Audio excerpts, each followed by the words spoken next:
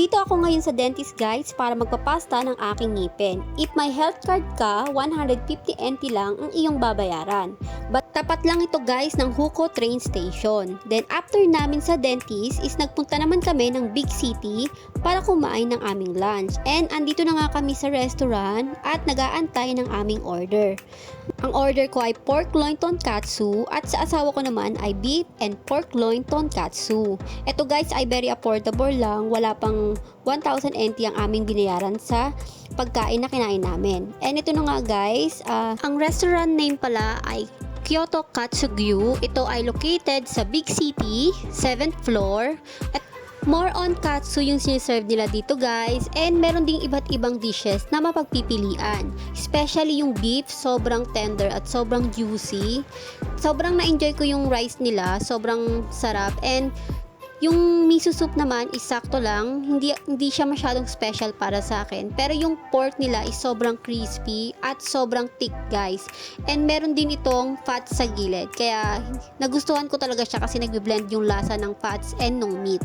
So kaya nga pala kami guys pumunta ng Sogo dahil yung company ko is binigyan ako ng worth 500 voucher ng Sogo. Kaya naisipan namin na dito na lang mag-lunch para magamit din namin yung voucher na binigay sa akin. Pero nakalimutan namin siya guys at hindi ko siya nadala. Kaya siguro babalik kami dito para ma-spend namin yung 500 voucher na binigay sa akin ng company. Share ko lang pala guys, dun sa dentist na pinuntahan namin, is sinabi na cancel daw yung aking health card. Kaya yung binayaran namin doon ay 500 NT. So yun ay deposit namin. But once na okay na ang aking health card, ma-refund nila yon at ibibigay sa amin yung aming binayad na 500 NT.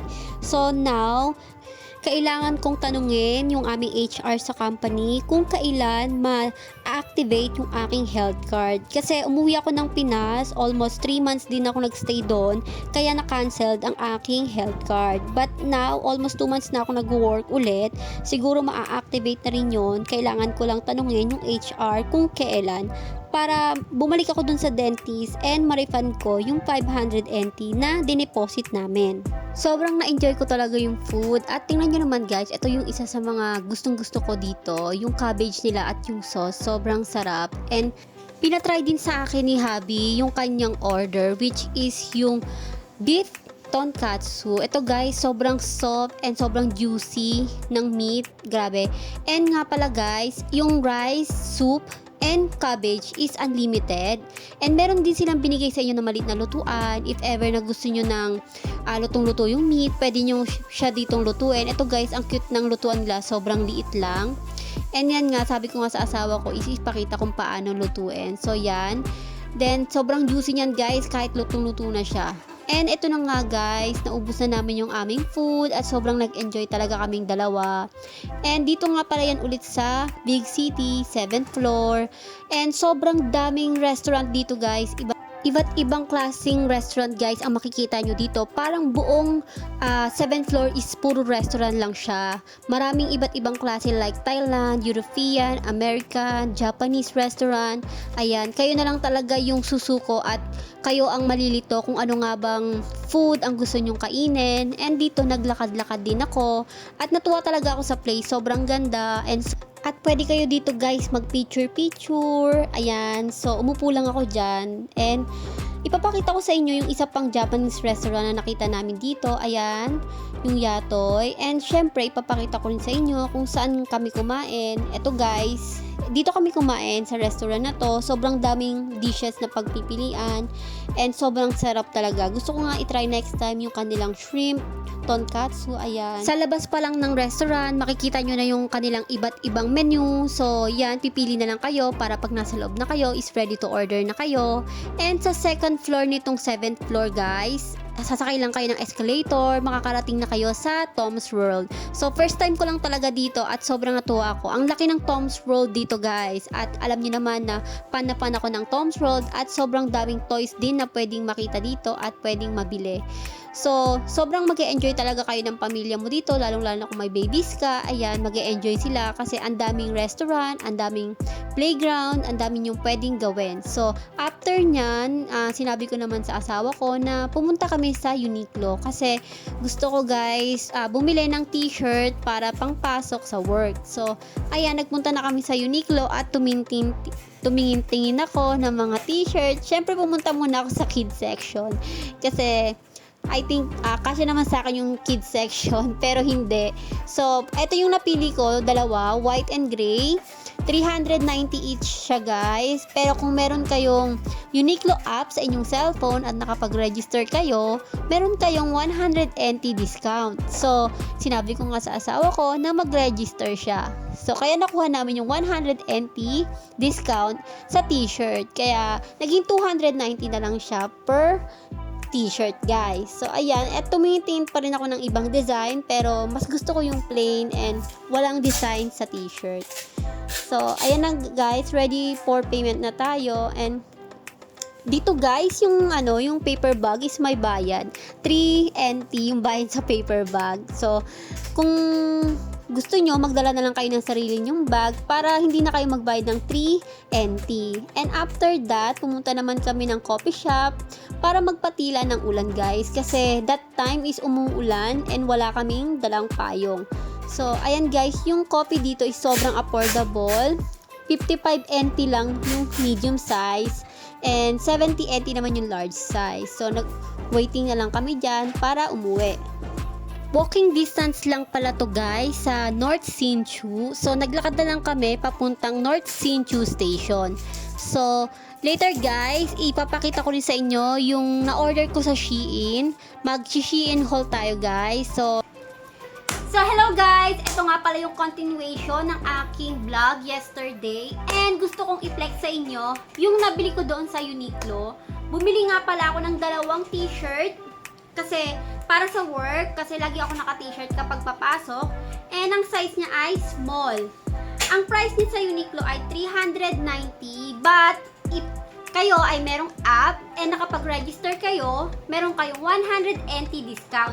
So, naging 290 each na lang siya guys. Ayan, bumili ako ng white and gray color. And gusto ko rin i-flex sa inyo yung aking mga Shein item. Ito guys, in-order ko rin sa Shein. And bumili lang ako ng mga tops and isang black pants para sa aking work. Gusto ko kasi yung pants ngayon na flare. Gusto kasi ngayon yung mga pleated flare pants sa dulo. So ito, nag-order ako sa Shein. At ngayon lang siya dumating. Kaya gusto ko siyang i-flex sa inyo. Etong mga Shein na to ay very affordable lang guys.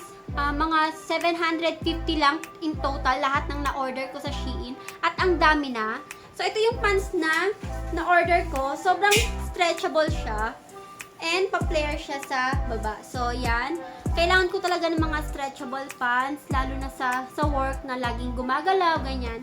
So ito, napakaganda, na-fit ko na siya at sobrang ganda ng fit niya at yung height niya sobrang sakto lang din sa height ko. So, grabe. Gusto ko talaga siya. At gusto ko ulit mag-order again.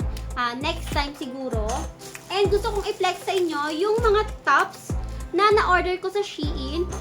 Eto guys, per each, wala pang 150 NT. Sobrang affordable nito. First, itong pink crop top, fitted crop top t-shirt. So, ayan. Yung texture niya, sobrang stretchable and kaso, medyo siya, medyo manipis, ayan.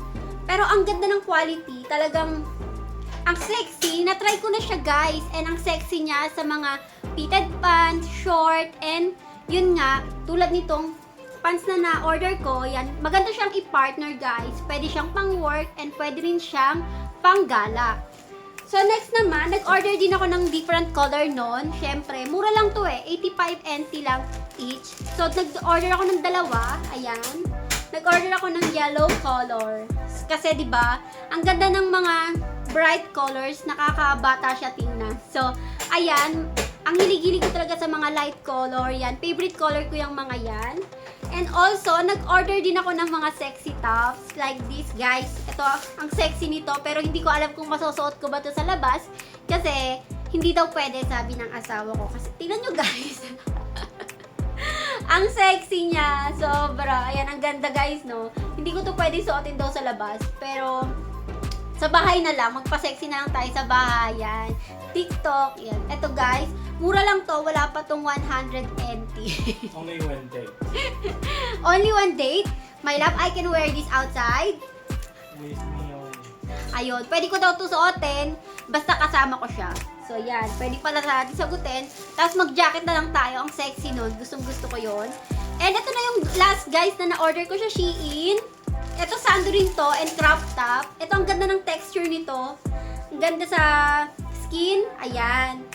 So, yan, guys. Ito na yung last. And, wala pa tong 100 NT. Sobrang affordable. Ayan. Ayan yung mga na-order ko, guys, sa Shein. So, ito, excited na ako matry. Pero, syempre, lalabahan muna natin.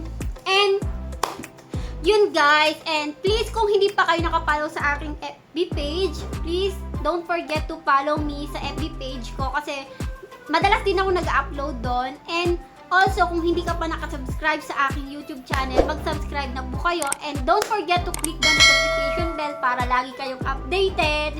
So, yun lang guys yung ganap sa aking vlog for today. So, pasensya na kung matagal ako lagi nag-upload kasi syempre may trabaho tayo. And napapasok ko lang kapag hindi tayo busy at hindi tayo tinatamad. So, yun lang guys. Thank you for watching!